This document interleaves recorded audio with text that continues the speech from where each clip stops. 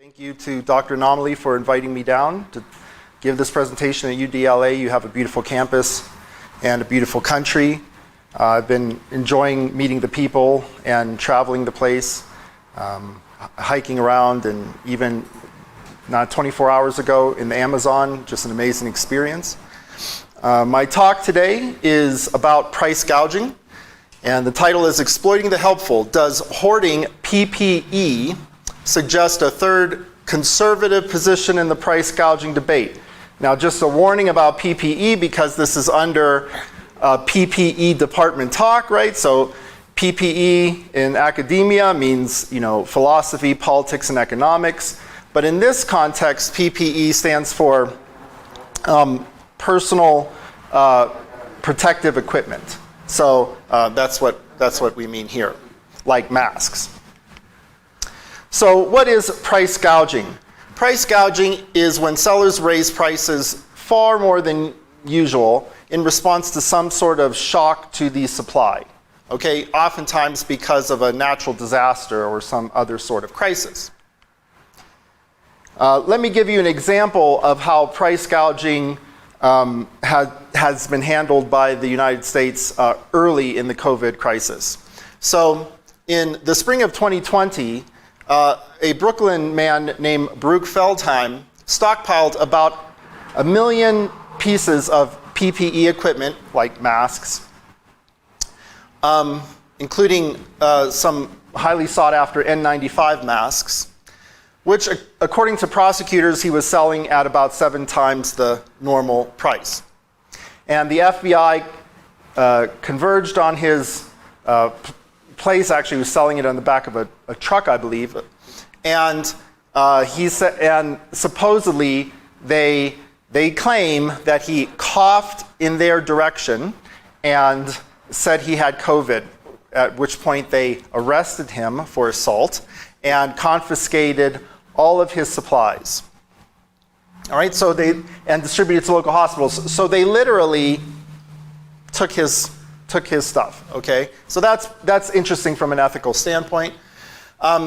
It's still over a year later. There's still a huge, as of 2021, there is still a huge black market in PPE equipment, where hospitals were buying PPE from individual sort of wholesalers. And I ask, why does this matter?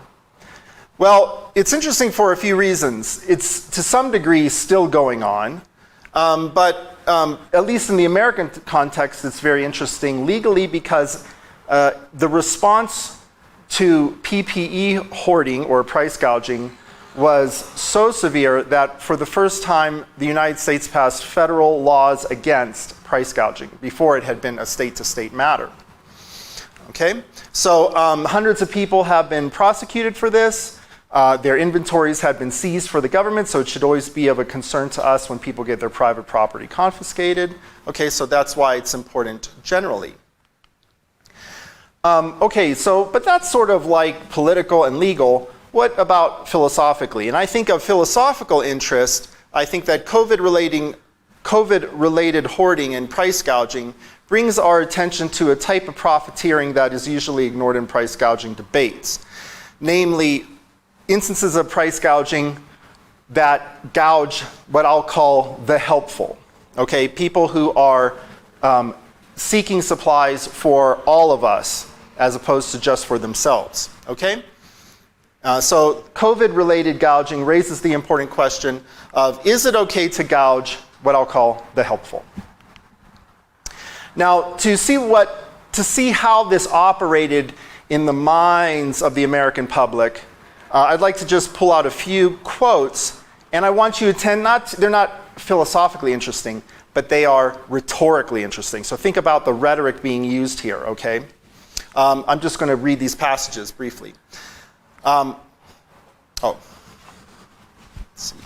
Check out.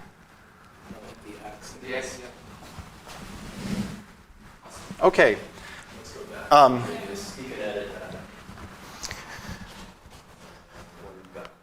Okay.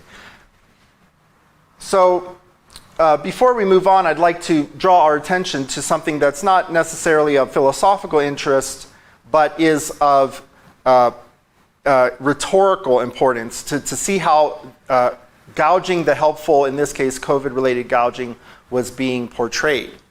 So just to read, here is California Congresswoman Jackie Speer. She writes in calling for COVID-related gouging prohibitions, the number of profiteers who have crawled out of the woodwork to take advantage of the pandemic has been sickening and staggering. As frontline workers continue to risk their lives and the death toll continues to soar, state governments and hospitals throughout the US have been forced to pay exorbitant prices for PPE and compete with one another for supplies. North Carolina Attorney General Josh Stein writes, sellers cannot take advantage of a crisis to make a profit, especially at the expense of frontline healthcare workers, okay, and first responders who are risking their lives to care for their fellow North Carolinians. Then Governor Andrew Cuomo wrote, by banning price gouging on personal protective equipment, we are helping to ensure our healthcare workers who have been working tirelessly to save lives at great personal danger to themselves have access to these supplies, okay? So you see the language here is that it's particularly, right, nefarious to gouge people who are sacrificing for the rest of us, especially the so-called frontline workers. This is a new phrase in English, in America at least, combining this idea of a military motif with a sort of commercial one, frontline workers, okay? And I think that's important because I think it activates a sort of, it's a sort of political trigger, okay? I hypothesize, this is an empirical question, but I hypothesize that one of the reasons that price gouging laws were able to be mandated at the federal level because of COVID has a lot to do with the fact that for the first time conservatives were on board with price gouging laws. And I think that has a lot to do with the fact that for the first time they were seeing price gouging of the helpful who are being portrayed as frontline workers. It is known, it's a kind of replicated finding in political psychology that as compared with people on the left, in America we often use the term liberals, but people on the political left or progressives, who emphasize more the plight of the poor, conservatives moralize and are especially concerned about, or distinctively strongly concerned about, the plight of the those who protect the tribe, okay? So for instance, from this article, we see political liberalism and conservatism differ in that instead of being concerned specifically for group members' welfare, the political left, the right is concerned about protecting the group from harm, okay? And so if it's true that conservatives are particularly interested in taking care of those who sacrifice for the collective as opposed to those who are just the weakest in the collective, then we would see that price gouging the helpful in COVID, so-called frontline workers, is going to be especially triggering to them. Now, to bring this back to the contemporary debate among philosophers with regard to price gouging, here's what you see if you study the price gouging debate. The typical case will be one, especially if we use hurricanes for whatever reason. A hurricane hits a city, let's call that city Metropolis. A hurricane hits Metropolis and the tap water is undrinkable, there are no more bottled water coming into the city, and so Andy, who owns a store and has a big store of water bottles, raises prices on the water bottles by 500%, say.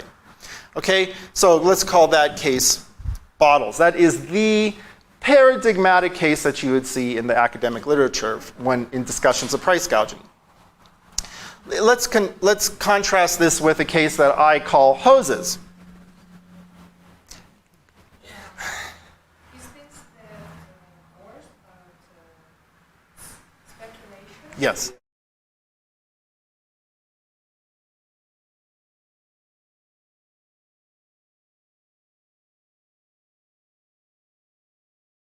Okay, I'll start this slide again.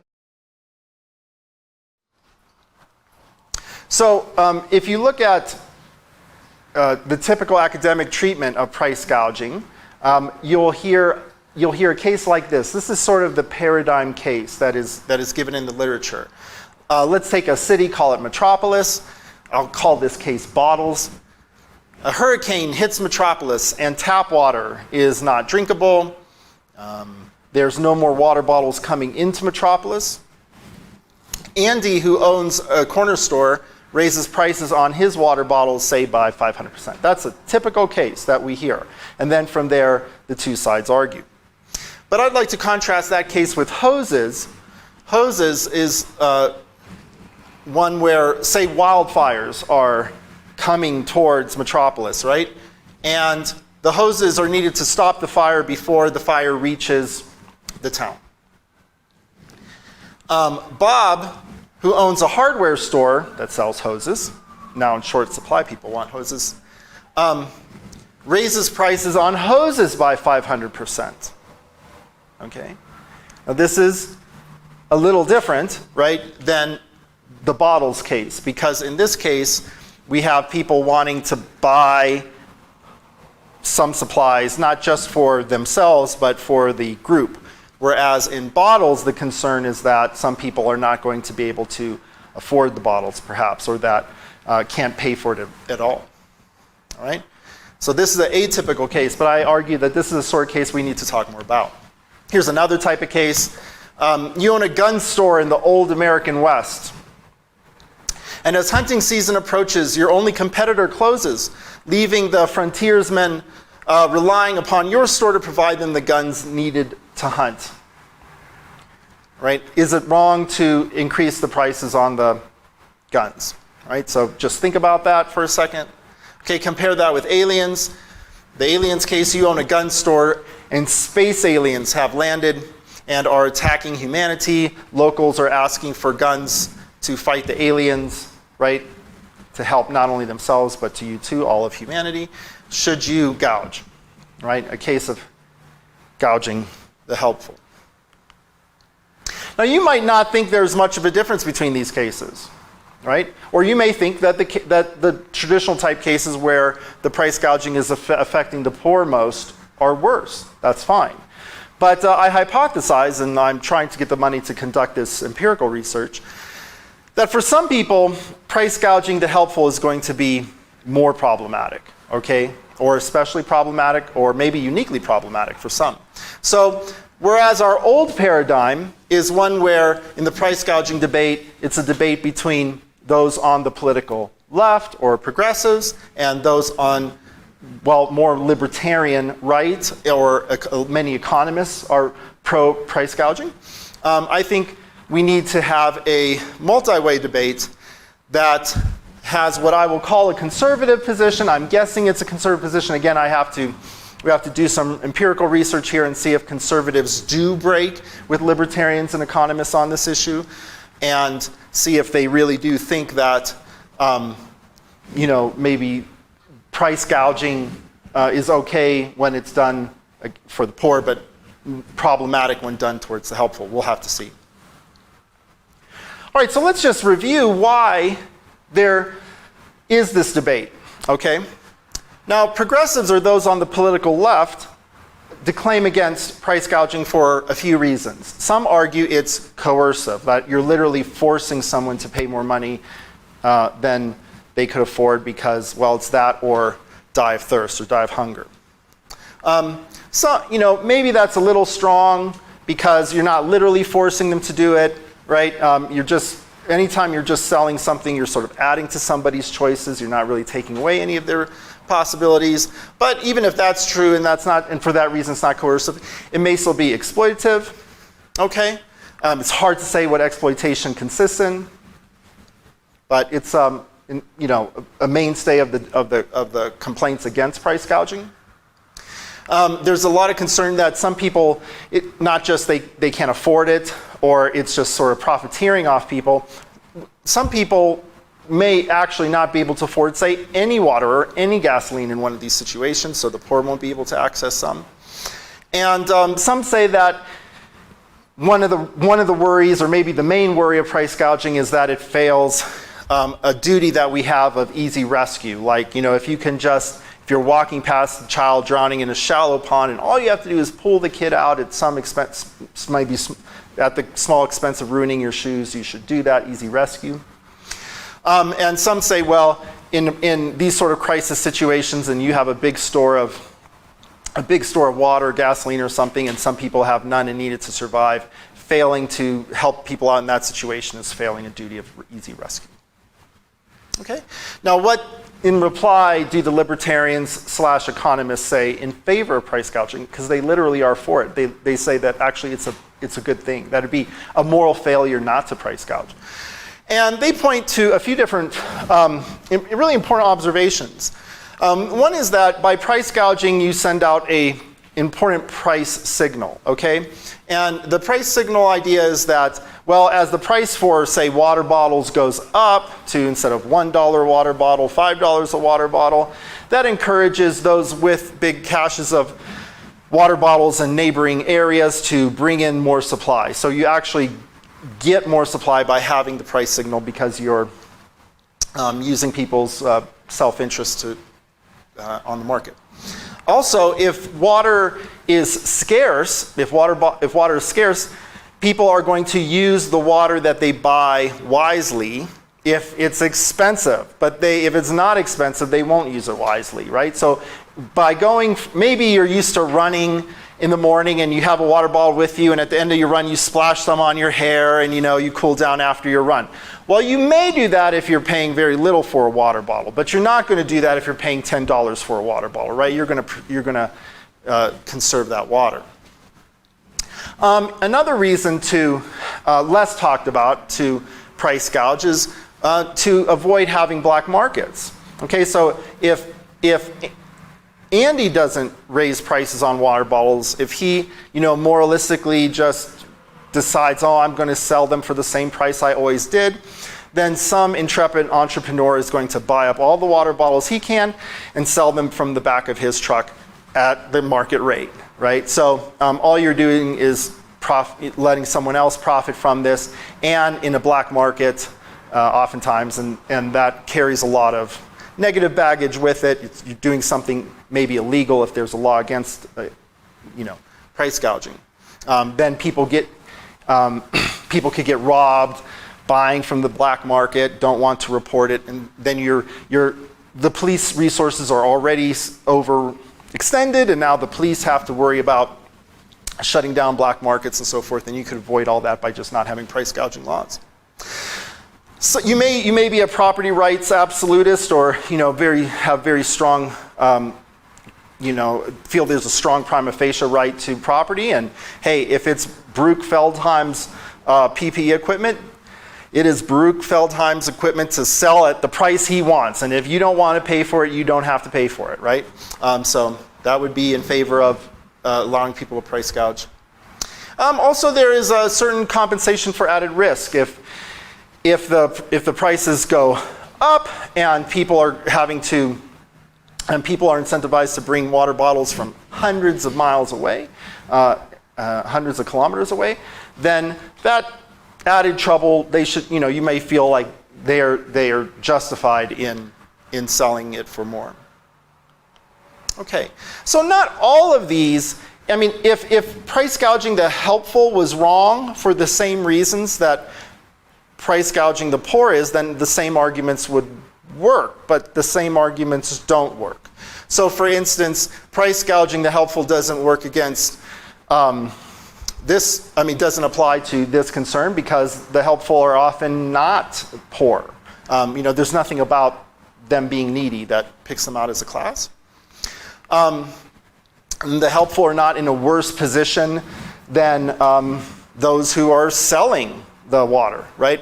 So for instance, in the case of hoses, it's not like those who say, hey, I will fight the fire, just let me buy some hoses and I'll fight the fire for the whole town. Well, they're not in a worse position than the store owner who's selling the hoses, okay? Because the store owner will lose his store, right? Or take the case of the aliens with the gun. The gun shop owner who is at risk from the aliens, just like the person who's willing to fight the aliens. There are some differences with these, but they do somewhat work. I mean, there will be, if the helpful are interested in paying more money, it will create a price signal that will encourage supply. There are some differences here on a second order, but I won't get to that. Efficiency, I'm not so sure. Yes, if the scarce resource is to be consumed by you, then we can assume that you're going to be wiser about using it and spread it out more. I don't know that the helpful are necessarily going to be the wisest users or most efficient users of the resource, though, so that's something to think about. All right. There are also unique points against gouging the helpful that do not apply to gouging the poor. Like, well, maybe we have a debt of sort of reciprocation when it comes to gouging the helpful. So, a duty of reciprocity. In contrast to the poor as such, the seller plausibly has some duty of reciprocity to the helpful, since the helpful are also helping the seller, like they're fighting the aliens, or they are fighting the encroaching fires, or they're fighting COVID, okay? Whereas the poor, who are just using, like the rest of us, just using these scarce resources for their own well-being, there's no duty of reciprocity there. In fact, I think this goes, maybe you're skeptical about that, but I think you'll feel that more strongly in the case where we literally do conscript people to be helpful. If we also gouge them and make them buy their own supplies, then it starts looking very questionable. And that has happened in China, for instance, where people with medical training were literally conscripted to work at hospitals to address COVID. Or you could imagine a situation where young people are conscripted to fight a war and then told they also have to buy their own guns, and then guns are scarce, and then profiteers charge them a lot of money for the guns. Now you may say, well, if this were important, like, wouldn't we already be talking about it? Okay, and to some degree we are. All right. Exploiting the helpful is not talked about in the price gouging debate, but it, of course, is part of the discussion in other debates, like war profiteering. Okay?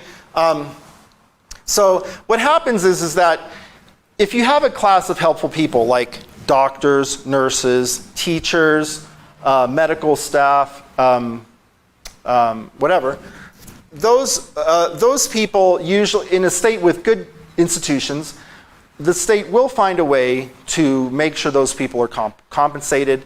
If there is some gouging going on for their materials, the state will just pass on those costs to the public. Okay? I think there are cases where institutions are weaker, maybe by design, maybe not, in which the helpful are gouged, all right, and do have to pay out of pocket.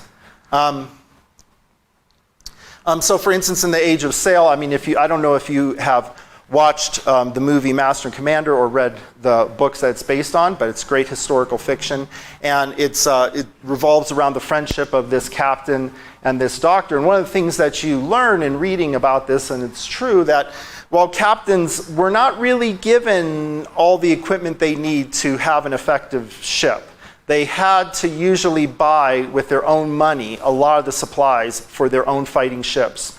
And these aren't even privateers; these are regular navy. Okay, and as did the doctors. The doctors were given minimal supplies, but to do a good job, they would have to pay out of their own pocket. Okay, and of course, at exotic ports and stuff like that, they would be gouged. By the ports, okay? Okay, so who would ever reasonably take one of these jobs then?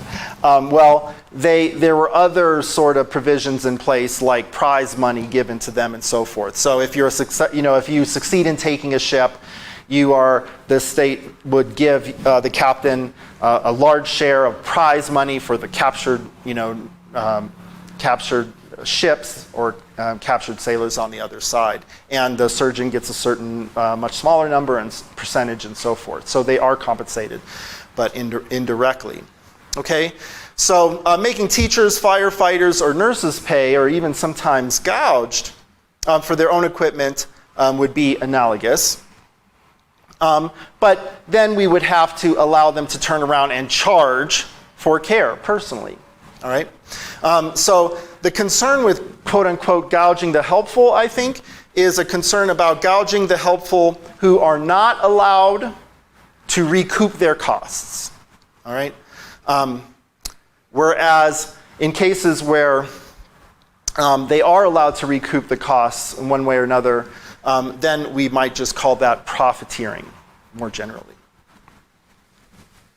Okay. So in conclusion, this is a nice representation of the rhetoric around the so-called frontline workers by the artist Banksy. So he's not playing with a superhero, he's playing with a nurse. See, the nurses are the new superheroes, right? This is that idea. All right, so were frontline workers really being gouged?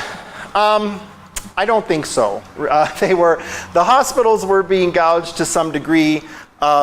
They were also being richly compensated by the government and so forth, and whatever. I think there was a lot of rhetoric in retrospect being used around this, okay? Because the government didn't like people profiteering off the hospital's mismanagement of not stocking up on PPE, but whatever. Okay, but nonetheless, even though it's somewhat fictional, it still raised an interesting philosophical question. Another question is price gouging the helpful somehow more of a conservative concern as opposed to a progressive concern? I don't know.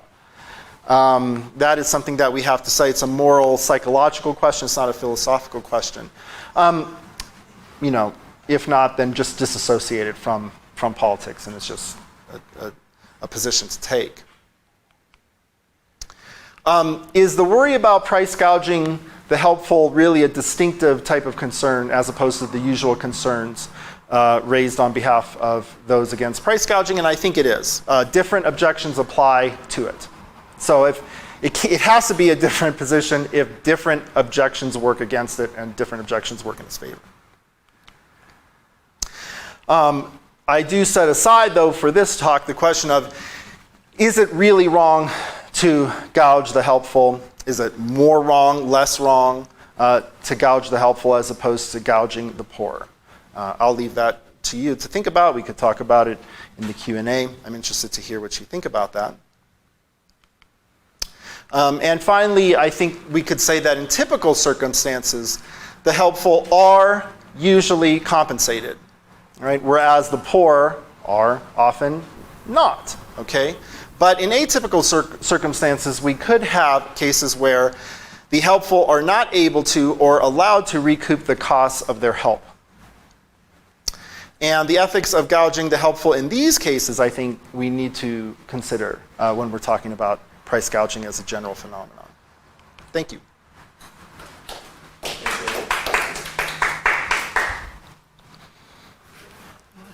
About a half hour.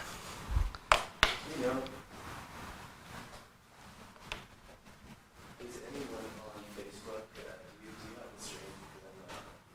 I am here, but there's no question. Yeah. Normally Daniel runs it.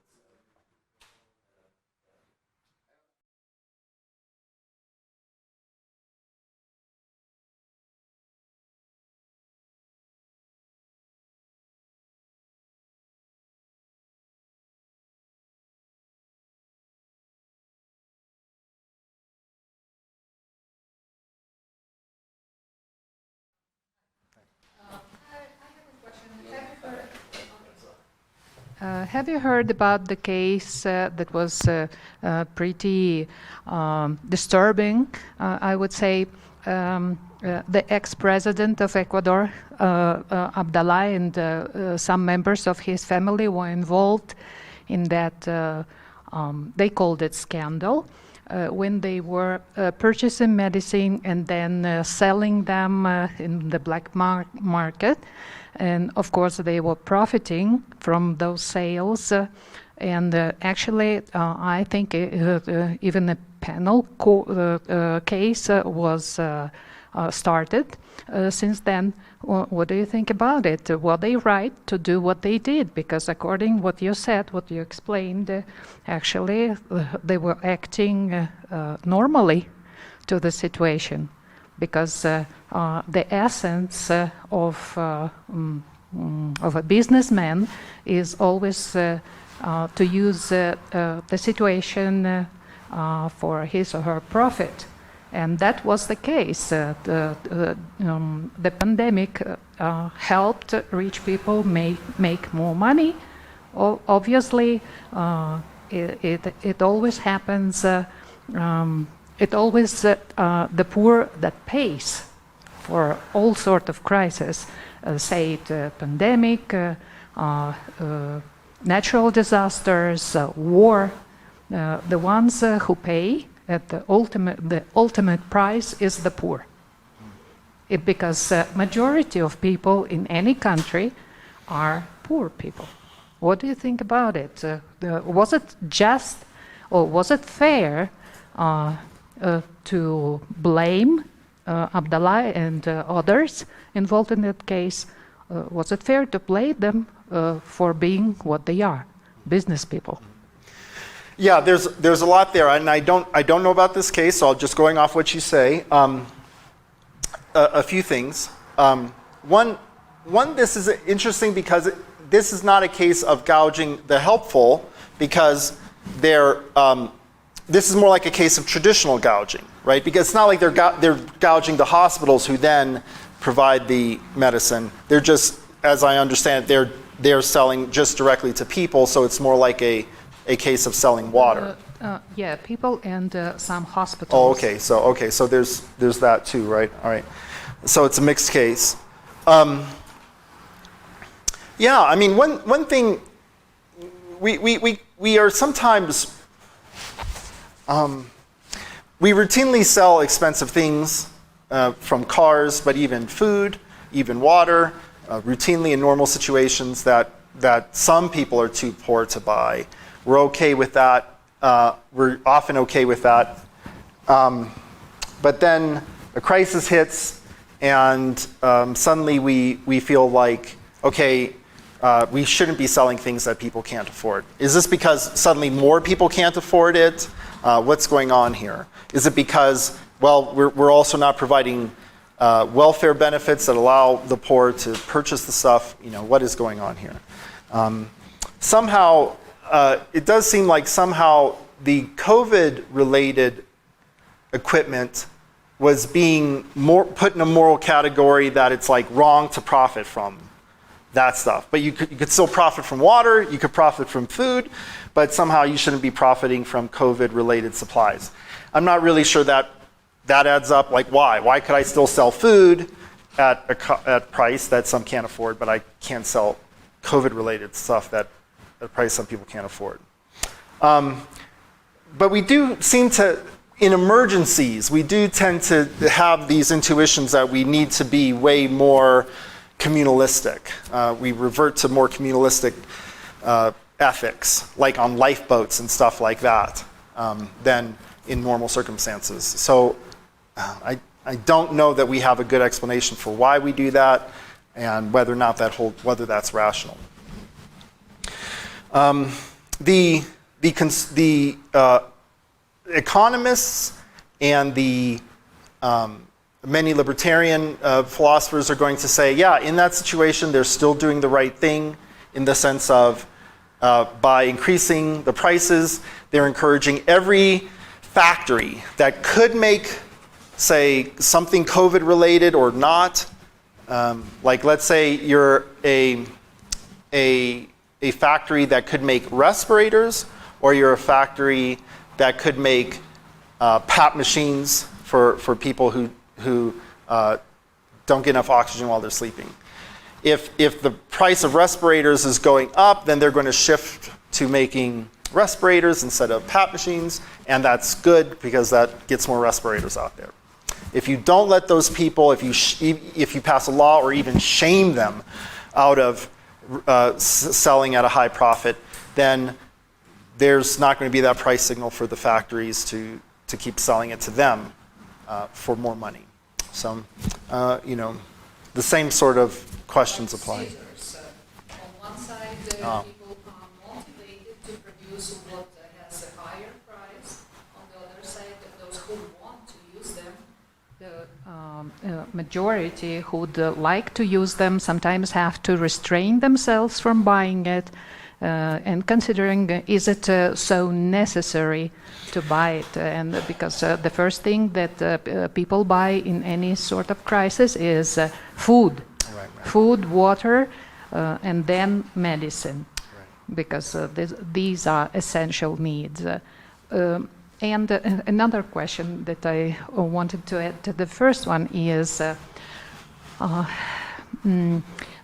war situation. Okay, right now everybody knows what is happening between Russia and Ukraine, and all of a sudden, unlike the other war situations, that case received so wide acknowledgement, I would say, on the international level, that it seems like international companies are kind of interested in suffocating, using this situation, suffocating the Russian economy.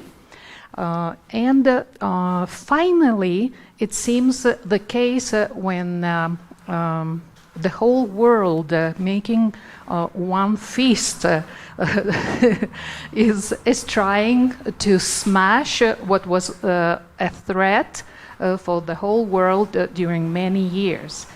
Do you think that the real third World War already started and it's economic war?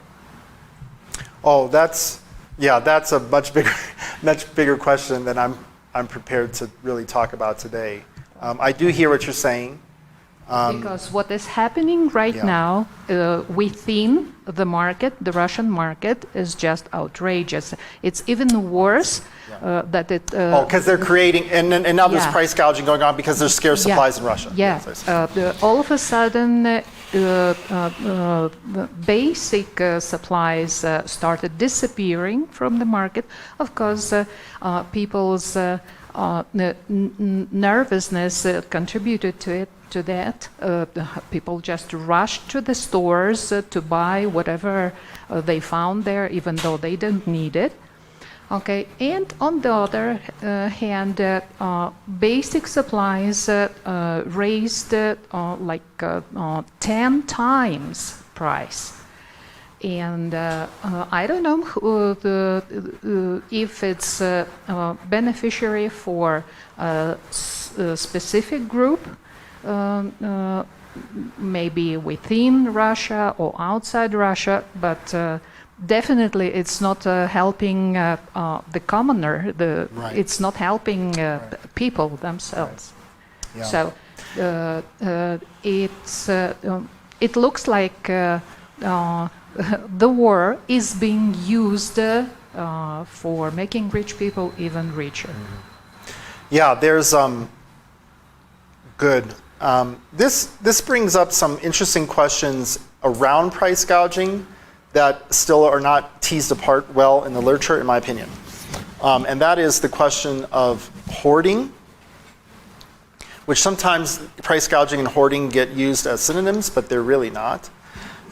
So in America, you have some people who are called hoarders, and sometimes they're also called preppers.